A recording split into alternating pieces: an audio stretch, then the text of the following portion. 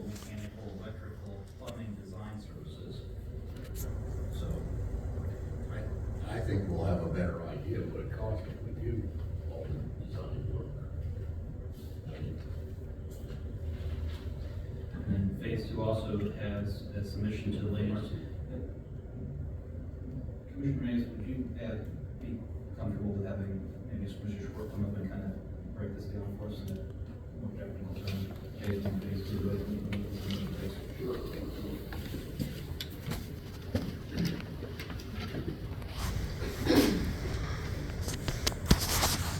Thank you, Commissioner Cook. Greg Schwartz Design Group.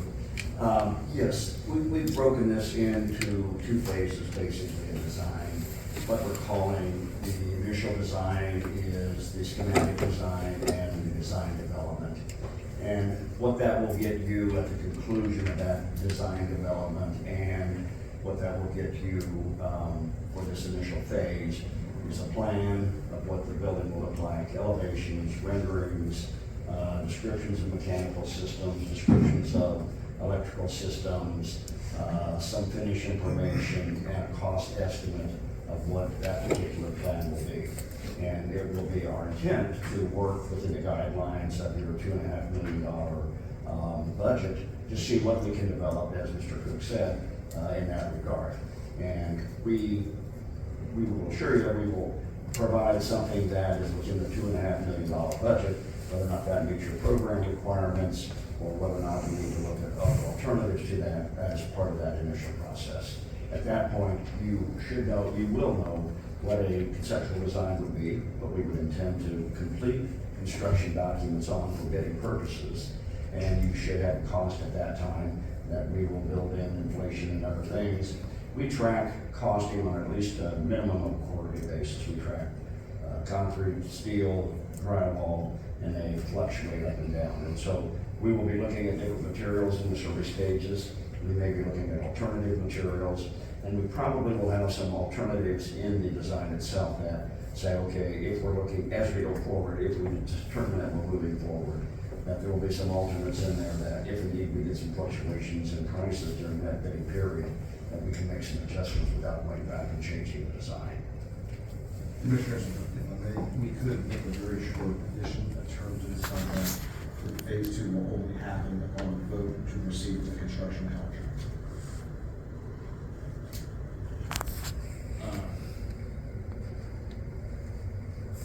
Again, I think it's 6 of one, half a dozen of another. I mean, I think voting today with the original agenda item would be essentially doing that. I mean, why vote to, and then say that we're gonna vote again? And just, my opinion, I mean, I personally, I feel like it's probably just best to approve the design today.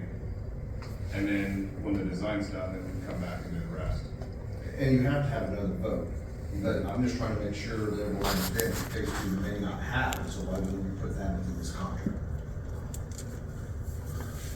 But if you're comfortable with it as is, Yeah, I mean, So, with phase two being part of this, is there any, what would be the detriment of breaking this up into two pieces and coming back at a later time to do phase two at a later point? There's no detriment at all for our services from what we're doing. Essentially, we're following our traditional phases, and we would stop at the end of design development.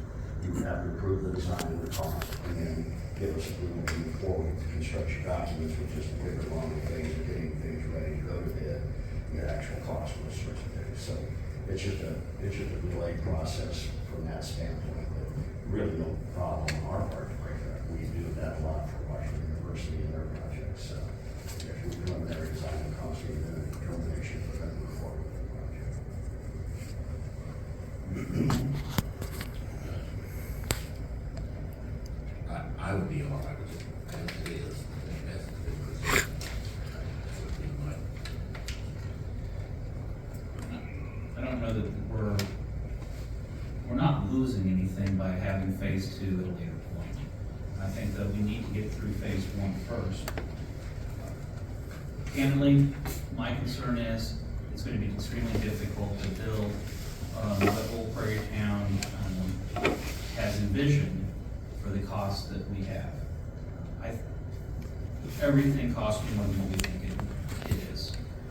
And that's my concern is what we may come back for $2.5 million may not be what we envisioned. And at that point, we would probably need to do some fundraising or look at other funds. So, And that would be our responsibility, the commission to bring back to you a project within the budget that you have, and you make the determination whether that meets your programmatic requirements, your design requirements, those certain things.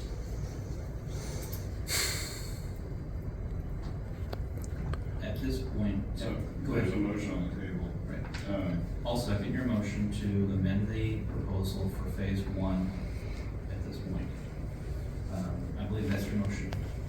Yes, and $35,000 for phase one. Okay, so how's that different from, We would come back on phase two, so so this doesn't, so your amendment does not approve phase two?